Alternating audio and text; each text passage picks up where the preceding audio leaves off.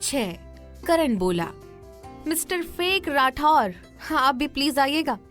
वो क्या है ना कि मेरी बहन को जो चाहिए होता है वो हम करके रहते हैं, और वो चाहती है कि आप लोग भी हमारी सक्सेस पार्टी में आए, उसको और हम सबको बहुत अच्छा लगेगा। राणा अपना चेहरा फेर लेता है और रंजीत के साथ वहां से चला जाता है। मधुर जी, जतिन जी और प्रीतम जी बोले, मल्होत्रा, तुम दोनों भी दोनों भाभीियों को बुला लो। कपूर मेंशन, आज दावत है हमारी तरफ से। अंश बेटा, आदित्य को भी बुला लो। वो लोग हाँ बोलते हैं और मधुर जी, करण और शिवानी कार में बैठकर चले जाते हैं। मल्होत्रास भी चले जाते हैं। इधर मल्होत्रास कपूर मेंशन पहुंच गए थे। श्रेयांश काफी चिंतित था। जोशना जी मधुर जी से कुछ बोलने ही वाली थी कि श्रेयांश ने उनके हाथ पर अपना हाथ रख दिया। जब जोशना जी ने उनकी तरफ देखा तो श्रेयांश ने ना में गर्दन हिलाई। तो जोशना जी ने आंखों ही आंखों में पूछा, क्यों? तो उसने बाद में बताने का इशारा किया। ये सब करण ने देख लिया तो वो बोल पड़ा, आंटी क्या हो, आप क्या कहना चाहती हैं? अब सबका ध्यान जोशना जी की तरफ चला गया। प्रीतम जी, जतिन जी, माया जी और आदित्य जी समझ गए थे। दोनों श्रेयांश और जोशना जी सकपका गए। जोशना जी अभी भी श्रेयांश की तरफ ही देख रही थी। श्रेयांश ने ना का आंखों ही आंखों में इशारा कर दिया। जोशना जी करण से आंखें चुराते हुए बोली, करण बेटा कुछ नहीं, बस यूं ही पूछ रही थी। प्रीतम जी की पत्नी माया जी ने श्रेयांश को ना में इशारा करते देख लिया था। वे समझ गई थी कि कुछ तो गड़बड़ है, पर कुछ भी नहीं बोली। उसी वक्त दरवाजे पर हमारी खूबसूरत सी रूहानी पहुंच गई। उस पर किसी ने ध्यान नहीं दिया तो वो खांसने का नाटक करने लगी। जब सबका ध्यान दरवाजे की तरफ गया तो सब मुस्कुरा पड़े। नेहा मंदिर से आरती की थाली लेकर आई और रूहानी की आरती उतारने लगी। जोशना जी तो फूली नहीं समा रही थी कि उनकी होने वाली बहू इतनी सुंदर है। जैसे ही आरती खत्म हुई, नेहा आरती की थाली साइड टेबल पर ही रख रही थी। रूहानी ने झुककर नेहा के पैर छुए। नेहा डर गई और पूछा, रूहानी ये आप क्या कर रही हैं? पर मधुर जी और करण रूहानी का जवाब जानते थे। माया जी जोशना जी के कान भरने लगी, देखिए भाभी, ये है अपनी होने वाली बहू। संस्कार नाम की कोई चीज ही नहीं है। ये नहीं कि अपनी भाभी के गले से लगो, कुछ और ही कर रही है। अरे भाई, अपने परिवार वालों से दूर रही है तो संस्कार कहाँ से आएंगे? मुझे तो शक है कि कहीं ये लेस। अपनी बात वहीं रोक ली क्योंकि सब लोग माया जी को घूर रहे थे। जोशना जी पर माया जी की बातों का असर हो रहा था। रूहानी बोली, आप लोग यहाँ हैं, इसका मतलब आप लोग पापा के खास हैं, पर आपको मेरे कैरेक्टर पर उंगली उठाने का हक किसने दिया, मिसेस माया प्रीतम मल्होत्रा? सब लोग सरप्राइज थे कि रूहानी तो आज ही आई है और उसे माया का पूरा नाम कैसे मालूम है। सबको हैरान देखकर रूहानी फिर बोली, अरे हैरान क्यों हो गए आप लोग? माना कि मैं सबसे दूर रहती हूँ, अपने जन्म स्थान से दूर थी, इसका मतलब ये नहीं कि मुझे अपने परिवार के बारे में कुछ भी नहीं मालूम होगा। मैं थी तो वेंसकोर में, पर मेरा ध्यान तो यही था ना। मधुर जी, करण, नेहा और शिवानी मुस्कुरा पड़े। माया बोली, देखो कितनी बदतमीज है ये लड़की भाभी। हाँ, रिस्पेक्ट भी तो करनी नहीं आती है। अब रूहानी को गुस्सा आ रहा था तो वो बोली, मिसेस मल्होत्रा, मैंने ऐसा क्या किया? Well, let it go. अपनी भाभी की तरफ अपना रुख करके, भाभी, बड़ी माँ यानी रानी जी हमेशा कहती हैं जो कि भाभी होती है ना, वो माँ का रूप होती है, और अगर यहाँ माँ होती तो मैं उनके पैर छू लेती, पर वो तो है नहीं। पर आप तो है ना। इतना सुनते ही नेहा की आंखों में आंसू आ गए। मधुर जी और करण मुस्कुरा रहे थे। नेहा के आंसू पोंछकर रूहानी ने उसके पैर छू लिए और नेहा ने भी उसे आशीर्वाद दिया, सदा खुश रहिए और हमारे परिवार का नाम रोशन कीजिए। रूहानी के मुंह से ये सुन जोशना जी को शर्मिंदगी हुई कि वो क्या क्या सोच रही थी। रूहानी बोली, मिसेस माया प्रीतम मल्होत्रा, आप अपने बेटे को संभालिए, मुझे कुछ मत कहिए। और मिसेस जोशना जतिन मल्होत्रा, आप अपनी बेटी मिस श्वेता मल्होत्रा भी को तो देखिए, वो भी तो आपसे दूर रहती है ना। सो प्लीज मुझे कुछ कहने से पहले आप अपना परिवार देखिए, मेरा नहीं। माया जी कुछ बोलती उससे पहले जोशना जी हाथ जोड़कर बोली, सॉरी बेटा, गलती हमारी थी, वी आर वेरी सॉरी। रूहानी आगे बढ़ी, जोशना जी के हाथ पकड़ ली और बोली, ये क्या बात हुई आंटी, बेटा भी बोल रहे हैं और सॉरी भी मांग रहे हैं। सॉरी तो परायों से मांगी जाती है, अपनों से नहीं। So don't be sorry. एक नजर माया जी पर डालकर कहती है, और आंटी जिसकी गलती हो उसे तो माफी मांगनी चाहिए ना। जोशना जी भी हामी भरती है और माया जी भी माफी मांग लेती है। क्या होगा आगे कहानी में, जानने के लिए सुनिए अगला एपिसोड सिर्फ और सिर्फ प्रति 7। रूहानी उन्हें भी माफ कर देती है। श्रेयांश अपने मन में कहता है, वाह क्या लड़की है, माफी मंगवा ही ली इसने चाची जी से। Beauty with brains. रूहानी अपने भाई की तरफ बढ़ती है तो करण बोलता है, रू अगर भाभी माँ का रूप होती है तो बड़ा भाई पिता का रूप होता है, चल मेरे भी पैर छू। करण अपने पैर आगे कर देता है। रूही भी झुकती है और करण के पैरों को खींच लेती है, जिससे वो सोफे से सीधा जमीन पर गिर जाता है। सब हंस देते हैं। फिर रूहानी आगे बढ़कर अपने पापा के पैर छू लेती है और मधुर जी भी उसे आशीर्वाद देते हैं, सदा खुश रहिए और तरक्की कीजिए। करण रूहानी को घूर रहा था, तो जब रूहानी ने देखा तो वो बोली, What? Why are you looking at me like this, bro? I'm your sister. And most importantly, you are a father of 2 children. इतना बोलकर रूही पीछे हटती है और भागने के लिए रेडी हो जाती है। करण उसे पकड़ने के लिए आगे बढ़ता है और रूही जंप लगाकर भागने लगती है। सब लोग उन दोनों को ऐसे देखकर हंस पड़ते हैं।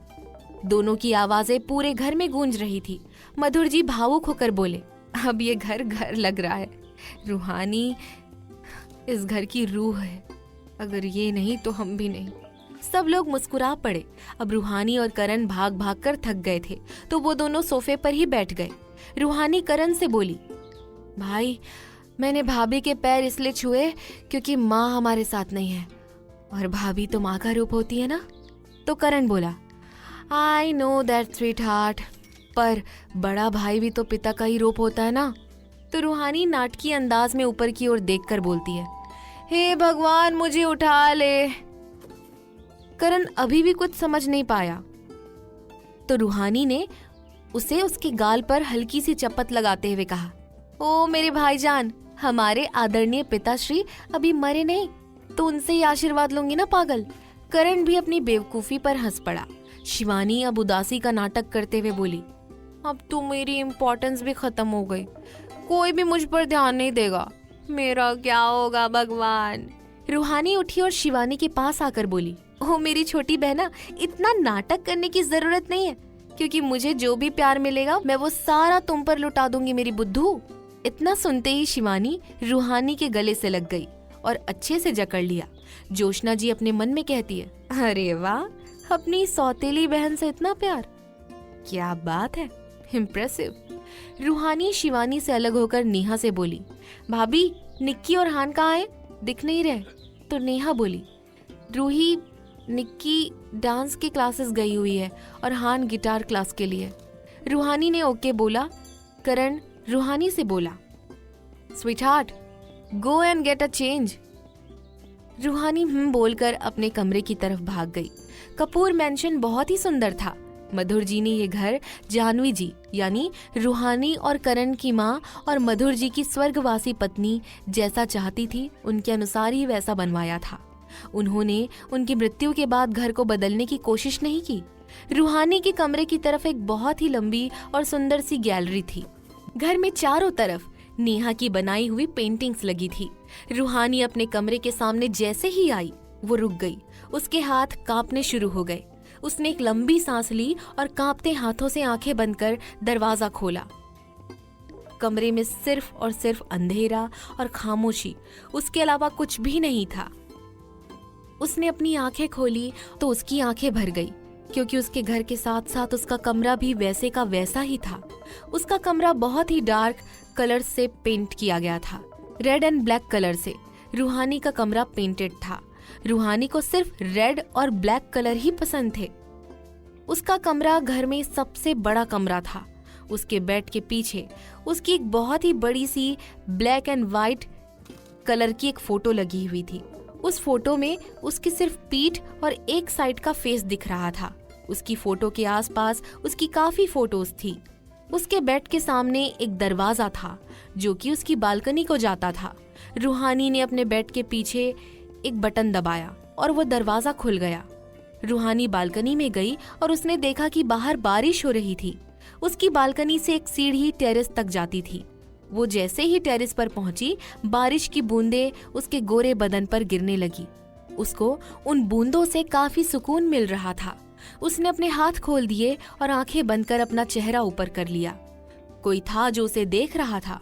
वो कोई और नहीं बल्कि रंजीत था। रंजीत उसे अपनी कार में उसके घर से कुछ ही दूरी पर बैठा देख रहा था। रंजीत अपने मन में कहता है, उफ, एक ही तो दिल है और ये लड़की कितनी बारी जीतेगी। आज जब तुमने ऑक्शन में सरप्राइजिंग एंड शॉकिंग एंट्री ली, बाय गॉड मैं तो तभी मर गया था। पर तुम इतने सालों बाद भी जो तुम्हें देखकर मुझे तसल्ली मिली है ना, वो मुझे आज तक नहीं मिली थी रूही।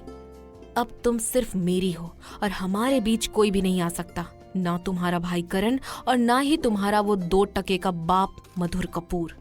तुम्हारे लिए बस बाबा सा को मनाना पड़ेगा, पर वो मान जाएंगे, वो भी अपने बेटे के लिए। तो तुम सिर्फ मेरी हो, सिर्फ मेरी। रूहानी सिर्फ रंजीत की है। इतना बोलकर रंजीत अपने जेब से सिगरेट का पैकेट निकालकर एक सिगरेट जलाकर कश मारने लगता है। और इधर the Shalimar hotel camps corner में रूम नंबर 113, ये कमरा राणा सिंह राठौर का था। उसके साथ 3 और लोग थे। उसके हाथ में एक वाइट वाइन का ग्लास था।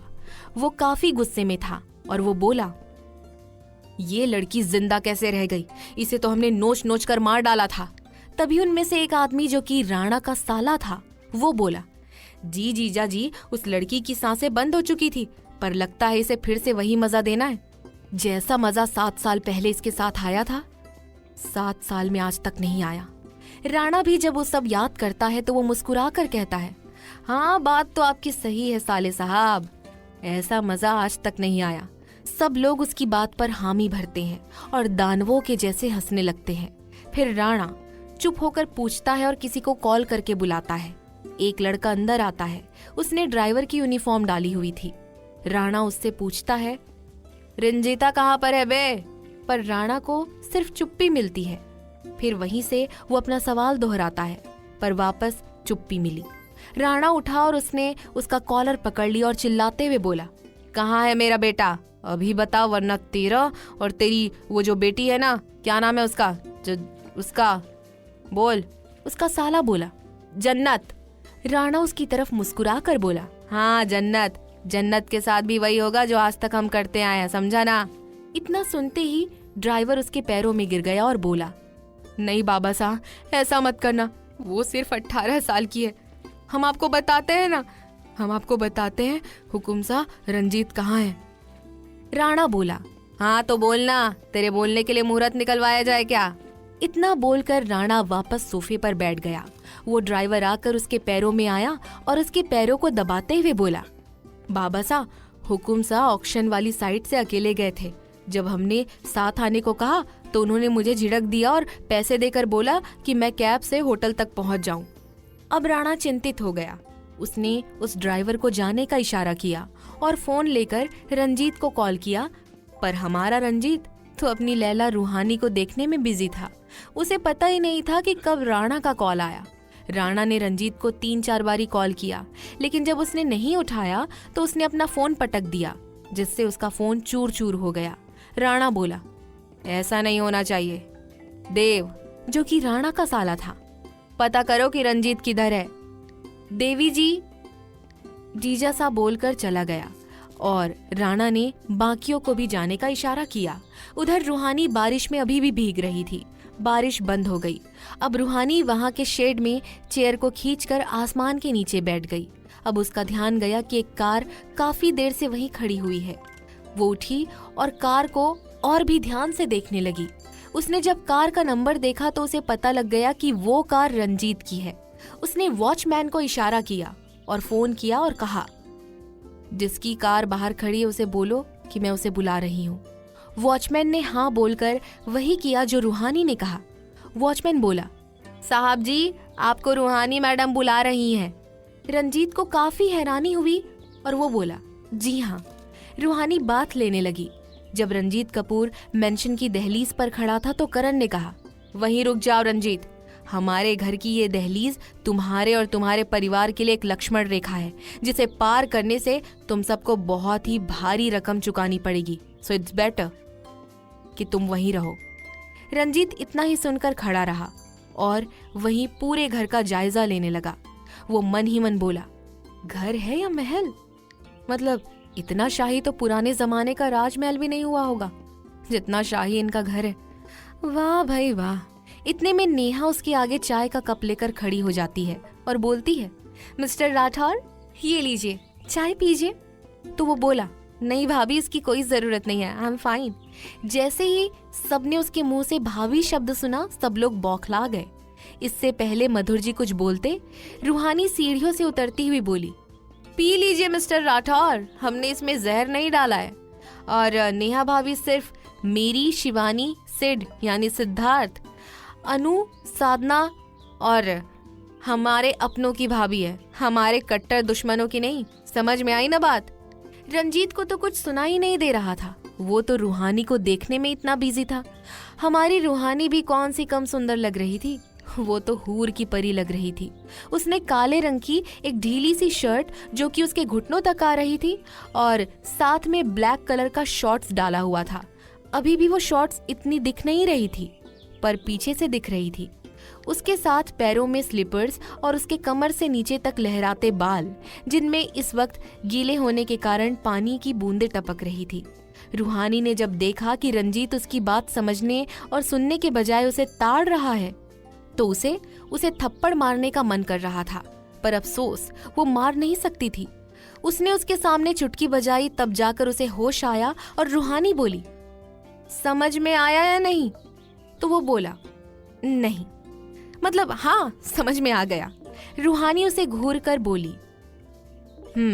और अपने साथ अपने हाथ में लाया हुआ कार्ड उसे थमाते हुए बोली, ये लो, हमारी पार्टी का इनविटेशन कार्ड।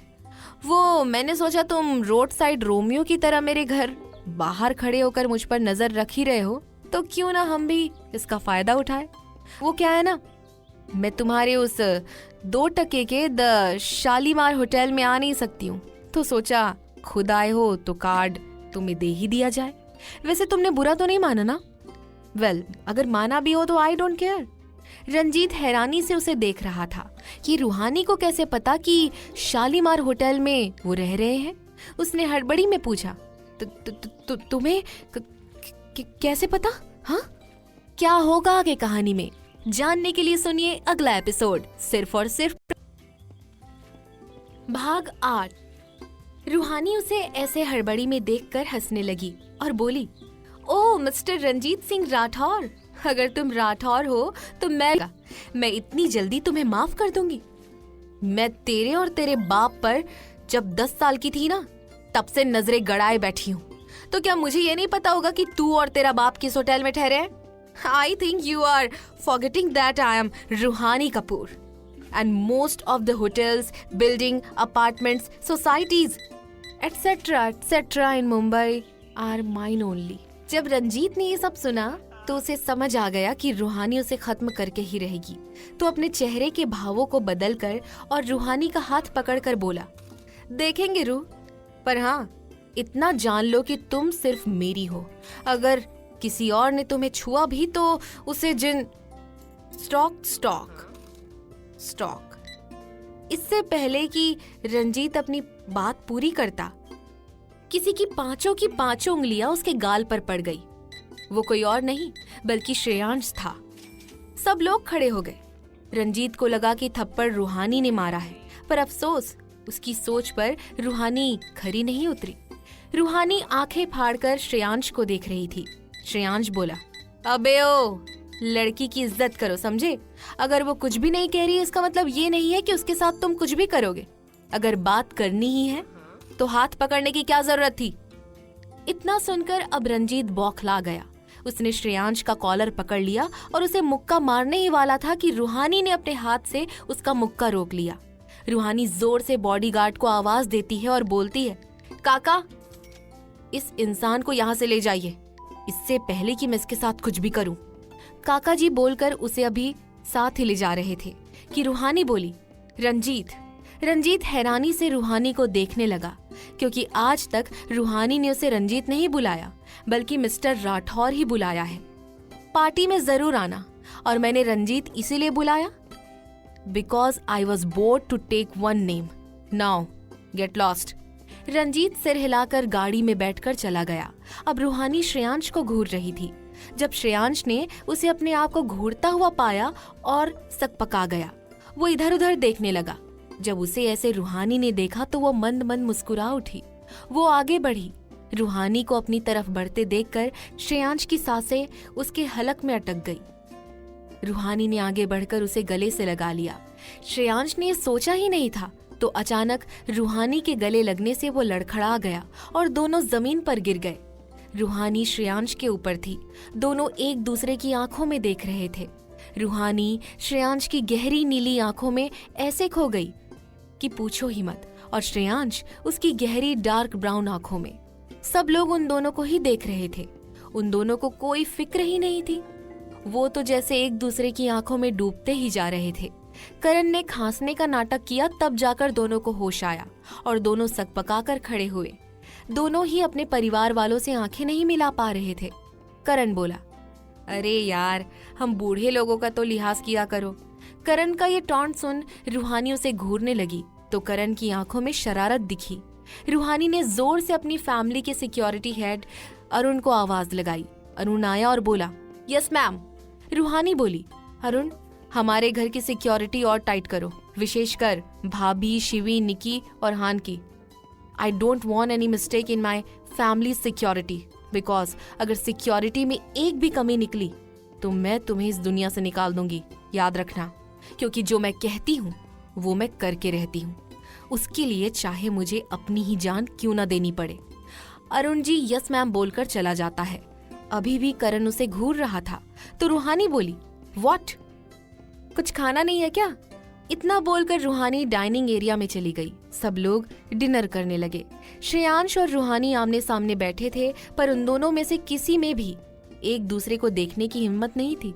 उधर रंजीत कार ड्राइव करते हुए अपने आप से बोलने लगा, रूहानी बहुत ज्यादा पावरफुल और स्ट्रांग हो चुकी है, पर कोई प्रॉब्लम नहीं है। आखिरकार रूहानी है तो मेरी ही ना, उसे मुझसे कोई भी छीन नहीं सकता। लेकिन रंजीत, कुछ सोच, क्योंकि रूहानी खुद चलकर तेरे पास नहीं आएगी और उसके साथ जबरदस्ती मुझ पर ही सारा इल्जाम आएगा। उस करण को भी तो नीचा दिखाना है। कुछ ऐसा करना होगा जिससे रूहानी खुद चलकर मेरे पास आए। पर क्या क्या क्या क्या क्या क्या? रंजीत अभी गलियारे में अपने रूम की तरफ ही जा रहा था कि उसे उसके बाप राणा की आवाज सुनाई दी। राणा बोल रहा था, आ गए रूहानी से मिलकर।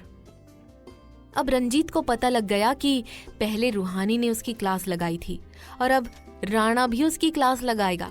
उसने हाँ में गर्दन हिलाई तो राणा उत्सुक होकर बोला, फिर चलो कमरे में। कमरे में राणा बोला, बोलो क्या पता लगा? तो रंजीत ने उसे सारी बातें बता दी। ये सुनकर रंजीत के गाल पर हाथ रखकर राणा गुस्सा होते हुए बोला, उस लड़के की हिम्मत कैसे हुई मेरे बेटे पर हाथ उठाने की, और उस लड़की ने तेरा हाथ रोका? तेरा? उसकी तो। अभी वो बोल ही रहा था कि देव हांफते हुए अंदर आया और बोला, सब खत्म हो गया जीजा जी, सब खत्म हो गया, हम लोग डूब गए हैं, डूब गए। इधर कपूर मेंशन में मल्होत्रास वहां से जा चुके थे और सब लोग अपने अपने रूम में जाकर थकान के कारण सो गए। रूहानी अपनी बालकनी में खड़ी हुई उस अधूरे चांद को देख रही थी और उसे अचानक वो पल याद आ गया जब श्रेयांश उसके ऊपर था। वो मन ही मन बोली, कुछ तो है उस लड़के में जो मुझे उसकी तरफ खींच रहा है, वरना आज तक मैं हजारों लड़कों से मिली हूँ, पर कभी भी किसी के लिए ऐसी फीलिंग नहीं आई जैसे इसके साथ आ रही है। मैं इसकी तरफ अट्रैक्ट क्यों हो रही हूँ? नहीं रूहानी, नहीं, ऐसा नहीं होना चाहिए। अगर तू श्रेयांश के करीब भी गई तो रंजीत उसे भी हार्म करने की कोशिश कर सकता है। रूहानी, आज से तू श्रेयांश मल्होत्रा और उसकी पूरी मल्होत्रा फैमिली से दूर रहेगी। You have to do it Ruhani, you have to. Ruhani अपनी सोच से अभी भी बाहर नहीं आई थी। उसका फोन न बजता तो शायद रूहानी सुबह तक ऐसे ही रहती। फोन अरुण का था। रूहानी ने फोन उठाया और कहा, अरुण, जो कहा वो हुआ ना? तो आगे अरुण बोला, जी मैम, हो गया, और उन लोगों को इस चीज की खबर भी लग चुकी है। पर मैम, मुझे एक बात समझ नहीं आई कि उनका पहला शक सीधे आप पर आएगा और वो लोग आपको गुस्से में हार्म करने की कोशिश करेंगे। तो रूहानी बोली, वही तो मैं चाहती हूँ। अरुण असमंजस की स्थिति में था। वो बोला, मैम मतलब? तो रूहानी बालकनी से हटकर अपनी और अपनी माँ जानवी जी की एक पेंटिंग जो कि नेहा ने बनाई थी उसे देखकर कहा, अरुण, जब इंसान गुस्से में होता है तब वो ओवर थिंकिंग करता है और उसी ओवर थिंकिंग के चक्कर में वो कोई गलत कदम उठाता है जिससे फायदा तो सामने वाले का ही होता है ना। So it's simple and keep your eyes on Rana and Ranjit Singh Rathore. I know they will do something and we have to find it out what they gonna do. Arun बोला, मैम आप तो बहुत ज्यादा खतरनाक हो। I will do my work. Ruhani ने call cut करके phone को बेड पर पटक दिया। अपनी माँ की तस्वीर को देखकर रूहानी की आंखों में आंसू आ गए। वो भारी गले से बोली, माँ, मैं आपका बदला लेकर रहूंगी। जो उन्होंने आपके साथ किया उसका बदला मैं लेकर रहूंगी। उन्होंने सिर्फ आपको और दादू को ही नहीं बल्कि एक नन्ही बच्ची से उसका बचपन छीना है।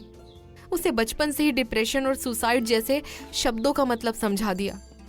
उन्होंने ना ही आपको, दादू को, मेरे बचपन को छीना बल्कि आपका सपना छीना है।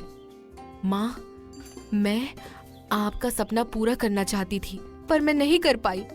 दादू की कसम, मुझे झुकना ही पड़ा माँ, लेकिन इसमें दादू की कोई गलती नहीं थी। After all this was his dream also. पर माँ, उनसे हर चीज का बदला लिया जाएगा। Now they will get it know who is रूहानी कपूर और आर के। रूहानी अब जमीन पर गिर चुकी थी और रोने लगी। किसी को भी उसकी रोने की आवाज सुनाई नहीं दी क्योंकि रूहानी का कमरा विशेषकर साउंड प्रूफ बनाया गया था। वो क्यों बना था आप सबको जल्दी ही पता चल जाएगा। अब वापस कहानी पर आते हैं। रूहानी काफी देर तक रो रही थी। उसे अब हिचकी भी आनी शुरू हो गई थी। उसने जल्दी ही पानी का जग लिया और सारा पानी पीकर गले से नीचे उतार लिया। अब उसे काफी अच्छा महसूस हो रहा था। उसने अपने आंसू पोंछे और वापस तस्वीर के सामने आकर कहा, माँ, अब मैं बहुत रो ली। अब रोने की बारी उनकी है। अब उन्हें रूहानी दिखाएगी कि रूहानी से उलझना उनके लिए कितना ज्यादा खतरनाक है। रूहानी अपने घुटनों पर सिर रखकर बैठ गई और अपनी माँ और अपनी पेंटिंग को देखने लगी। इधर श्रेयांश अपने बेड पर पेट के बल लेटा हुआ था। वो लाइट ऑन ऑफ कर रहा था। उसके सामने भी वही पल आ रहे थे जो रूहानी के सामने आ रहे थे। वो मन ही मन बोला, उसकी आंखों में कितना दर्द था। मैंने देखा उसकी आंखों में वो अकेलापन, खामोशी, दर्द और एक चिंगारी जो कि उसके बदले की आग में बदलेगी। पर मैं क्यों उसके बारे में इतना सोच रहा हूँ? वो मेरी क्या लगती है? But she is having something different in her, which no other girl has. Oh God, रूहानी, you are being a puzzle for me. पर इतना गुस्सा, इतनी फ्रस्ट्रेशन क्यों है उस लड़की में? और किसे लेकर है? करण ब्रो, ऐसा तो नहीं है ना? पर जब उन्होंने उस रंजीत सिंह राठौर को देखा तो वो भी गुस्से में आ गए। पर रूहानी, तुम क्या हो?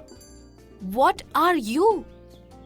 उसकी आंखों में काफी सालों का गुस्सा है। Shreyansh, live this all, think about mom, because वहां तो तूने रोक लिया, लेकिन अब उन्हें क्या बहाना देना है? सोच अंश, सोच, क्योंकि सोचना तो पड़ेगा, वरना तेरी मॉम तो पता नहीं तेरी शादी किससे कर देगी। ये सब सोचकर श्रेयांश भी करवटें बदल बदल कर सो ही गया। आखिर में क्या होगा आगे कहानी में जानने के लिए सुनिए अगला एपिसोड, सिर्फ और सिर्फ भाग 9। इधर रंजीत के कमरे में वो, राणा, देव और राणा के 2 भाई थे। वो पांचों चिंतित थे। राणा का एक भाई अमर बोला, भाई साहब अब क्या करें? पुलिस को पता है कि ये सब हमारा ही किया धरा है और अगर उन्होंने हमें पकड़ लिया तो हमें सीधा फांसी होगी, फांसी। तो राणा उठकर खिड़की के पास आकर गुस्से से बोला, किसी में इतनी हिम्मत नहीं है कि कोई राणा सिंह राठौर को छुए भी। पता करो अमर और जय कि किसकी शामत आई है मेरे हाथों, किसने मुझे बर्बाद करने की कोशिश की है, पता करो। वो दोनों जी भाई साहब बोलकर चले जाते हैं। रंजीत को किसी गहरी सोच में डूबा देखकर राणा बोला, क्या हुआ तुझे? तू क्या इतनी गहरी सोच में डूबा हुआ है? राणा के इतना बोलते ही रंजीत की तंद्रा टूटी। वो बोला, बाबा साहब हम जानते हैं ये सब किसने किया है। तो राणा बोला, किसने? रंजीत बोला, आर के, क्योंकि और किसी की इतनी हिम्मत तो नहीं है कि कोई हमसे उलझे। और तो और रूहानी इन कुछ सालों में काफी पावरफुल हो चुकी है। राणा को भी रंजीत की बात में दम लगा। उसने देव को रूहानी पर नजर रखने को कहा। देव भी चला गया। राणा भी अपने कमरे में चला गया। रंजीत अभी भी अपनी सोच में गुम था। इधर कपूर मेंशन में रूहानी अभी भी वैसी की वैसी ही बैठी थी। उसकी नजरें अभी भी अपनी और अपनी माँ की तस्वीर पर ही थी। वो उठी और फोन में टाइम देखा तो सुबह के 4 बज रहे थे। वो वॉशरूम गई और अपना ब्लैक ट्रैक सूट पहनकर बाहर आई। उसने अपने ट्रैक सूट की कैप अपने सिर पर डाली और नीचे चली आई। उसने देखा सब लोग सो रहे हैं। उसने एक बोतल में पानी गर्म करके डाला और जॉगिंग के लिए निकल गई। जब उसके गार्ड्स ने उसे बाहर जाते देखा तो वो भी उसके साथ चल पड़े। रूहानी ने हेडफोन्स लगाए हुए थे। उसने अपने घर से 100 मीटर की दूरी पर बने पार्क में 10 राउंड लगाए और वापस घर की तरफ आ गई। अब सुबह के 6 बज रहे थे। सूरज भी अपनी किरणों को धरती पर बिखेरने लगा था। रूहानी जब घर पहुंची कि उसने देखा कि नेहा आरती कर रही है। नेहा जब उसे देखती है तो वो समझ गई कि रूहानी रात भर सोई नहीं, पर उसने जेट लैग सोचकर कुछ कहा नहीं और उसे आरती दे दी। रूहानी टेरेस पर बने पर्सनल जिम में गई और एक्सरसाइज करने लगी। आधे घंटे बाद वहां करण भी आ गया। रूहानी ने उसे गुड मॉर्निंग विश किया और उसने जवाब में गुड मॉर्निंग विश किया। रूहानी ट्रेडमिल पर थी। करण वार्म अप कर रहा था। वो कुछ सोच रहा था। उसे रूहानी की आंखें लाल थी ये पता चल चुका था कि रूहानी रात भर रोती रही है। वो रूहानी का मूड ठीक करने के लिए बोला, स्वीट हार्ट, एक चैलेंज हो जाए पुशअप का, बोलो। तो रूहानी बोली, नहीं भाई, मेरा मन नहीं है। तो करण उसे उकसाने के लिए बोला, हाँ सच, मैं तो भूल ही गया था कि तूने पुशअप तो करना है नहीं और तू कर भी नहीं पाएगी। After all this is not for girls. तो रूहानी बोली, okay let's see whose game it is. तो करण ने हामी भरी और कहा। दोनों पुशअप करने लगे। दोनों ही पसीने से भीग चुके थे। अब करण वैसे ही हार मानकर गिर गया। अब रूहानी रुक गई। रूहानी पीठ के बल लेटी थी और करण पेट के बल लेटा था। रूहानी काफी अच्छा महसूस कर रही थी। रूहानी ऊपर की तरफ देख रही थी और करण उसे देख रहा था। रूहानी उसकी तरफ देखकर बोली, thank you bro for this. तो करण बोला, मेंशन नॉट सिस्टर। अब दोनों नीचे आ गए और अपने कमरे में चले गए। रूहानी नीचे नहा कर आई और अभी कुछ बोलने ही वाली थी कि मधुर जी बोल पड़े, आप परसों से ऑफिस ज्वाइन करेंगी। आप रेस्ट कीजिए और कल पार्टी है, ठीक है?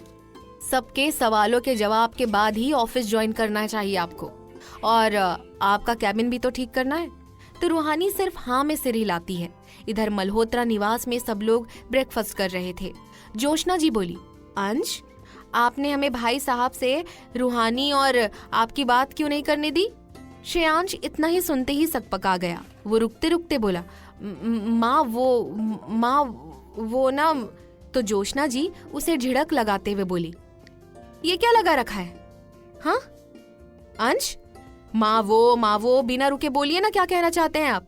वो श्रेयांश एक ही सांस में बोल देता है फिर, माँ वो रूहानी अभी आई ही नहीं है। अगर उसके सामने अचानक से रिश्ते की बात रख देंगे ना तो वो घबरा जाएगी और उसे अपने फैमिली के साथ भी तो समय बिताने देना है। वो इतने सालों बाद आई है माँ, so let's her spend some time with her family. इतना बोलकर वो हाँफने लगा। आदित्य ने उसे पानी दिया। जोशना जी बोली, हमारे कहने का मतलब ये नहीं था अंश बेटा, वैसे आप सही कह रहे हैं, हमें उसे अपने परिवार के साथ समय बिताने देना चाहिए। आखिर आना तो यही है ना। मैं ना मधुर भाई साहब से बाद में बात कर लूंगी, नो इश्यूज। तभी माया जी बोल पड़ी, भाभी आप ना गलती कर रही हैं। देखा नहीं कैसे कल हमारे साथ बदतमीजी से पेश आ रही थी, और वैसे भी हमें क्या पता वो वॉनकोयर में क्या करती थी। मल्होत्रा खानदान की इज्जत मिट्टी में मिला देगी वो लड़की। अब श्रेयांश को गुस्सा आ गया और वो अपनी चाची पर बरसते हुए बोला, चाची जी आपको क्या प्रॉब्लम हो रही है? ओह यस, अब समझा। रूहानी ठहरी दुनिया की रिचेस्ट लड़कियों में से एक, और पूरे कपूर खानदान की प्रॉपर्टी भी तो उसी की है ना, तो शादी के बाद उसका मेरा हक होगा। Am I right? आपको जलन हो रही है कि मेरी शादी इतनी अच्छी और अमीर लड़की से कैसे हो रही है? आपको दुख हो रहा है कि आपके बेटों की शादी उसके साथ नहीं हो रही? अरे भाई, आप खुश हो भी कैसे सकती हैं? आपको तो मेरी मॉम, पापा और श्वेता को खुश देखकर दुख लगता है ना, कि हम लोग खुश कैसे रह सकते हैं, और इसीलिए आप उस स्वीट सी काइंड सी लड़की को इतना बुरा भला बोल रही हैं। अरे जैसे हम होते हैं ना, हमें भी दूसरे वैसे ही लगते हैं। इससे आगे श्रेयांश कुछ बोलता, जोशना जी उसे जोर से थप्पड़ मार देती हैं। क्या होगा कहानी में आगे, जानने के लिए सुनिए अगला एपिसोड सिर्फ और सिर्फ प्रतिलिपि एफएम पर। जोशना जी गुस्से में बोली, ये क्या तरीका हुआ अपनी चाची से बात करने का अंश? वो कुछ कह नहीं रही है, इसका मतलब ये नहीं है कि तुम उन्हें कुछ भी कहते रहो। हमने आपको ये तो नहीं सिखाया था कि बड़ों से ऐसी बातें करते हैं? तो प्रीतम जी अपनी भाभी को चुप कराते हुए बोले, नहीं भाभी जी, इसमें अंश की कोई भी गलती नहीं है। माया ही बोले जा रही थी बिना सोचे समझे। इतना सुनकर माया जी अपने पति को घूरने लगी। जोशना जी बोली, नहीं देवर जी, अंश की गलती है। बड़ों से बात करने का तरीका शायद ये लड़का भूल चुका है। अंश चिल्लाकर बोला, वाओ माँ, आपको मेरी गलती दिख रही है पर चाची जी की नहीं। वो भी तो बिना सोचे समझे रूहानी के बारे में कुछ भी बोल रही थी। आप उन्हें कहने के बजाय मुझे बोल रही हैं। आपने भी तो रूहानी को कल देखा था ना, तो आप क्यों कुछ नहीं कह रही थी? अब जतिन जी चिल्लाकर अपना हाथ अंश के गाल के करीब लाकर बोले, अंश। अंश ने जैसे ही देखा कि उसके पापा उसे थप्पड़ मारने लगे हैं, उसने अपनी आंखें बंद कर ली, पर जतिन जी ने अपना हाथ वही रोक लिया। अंश की आंखों में आंसू आ गए। अंश की आंखों में आंसू देखकर जतिन की आंखों में भी आंसू आ गए। श्रेयांश वहां से तेजी से निकल गया और कार में बैठकर कहीं चला गया। प्रीतम जी ने भी आदित्य को ऑफिस जाने को कह दिया। जतिन जी रो पड़े। जोशना जी उन्हें संभालने लगी। जतिन जी रोते हुए बोले, आज पहली बार मैंने अपने बेटे पर हाथ उठाया जोशना जी, पहली बार। तो जोशना जी उनका सिर अपने सीने से लगाकर बोली, नहीं जतिन जी, नहीं, आपने हाथ ही नहीं उठाया, बस अपना हाथ वही रोक लिया। प्लीज ऐसे मत रोइए। अपने बड़े भैया को रोते देखकर प्रीतम जी माया जी को खींचकर अपने कमरे में ले गए और बोले, ये क्या किया तुमने? क्यों किया ऐसा, क्यों? तो माया जी बोली, oh really Pritam, you are asking to me why I am doing this? Didn't you listen on that day? What Shreyansh say? He said that he loves Ruhani. But when we married each other and came here, your big brother and your dad said that there is no space for love. On that day, he insulted me. पुरानी बातों को याद कर प्रीतम जी और भावुक हो गए। वे बोले, माया उस दिन भैया को गुस्सा था, पर उन्होंने तुम्हें एक्सेप्ट किया इस घर की बहू होने के नाते, और वो भी सारे रीति रिवाजों के साथ। माया जी ने कुछ नहीं कहा और चेहरा दूसरी तरफ कर लिया। अब प्रीतम जी समझ गए कि माया जी तो मानेंगी नहीं, तो वे बाहर चले गए। बाहर आकर वे जतिन के पास घुटनों पर बैठे और बोले, भैया चलिए ऑफिस चलते हैं, अंश वहां तो आएगा ना, तो उससे वहां मिल लेंगे।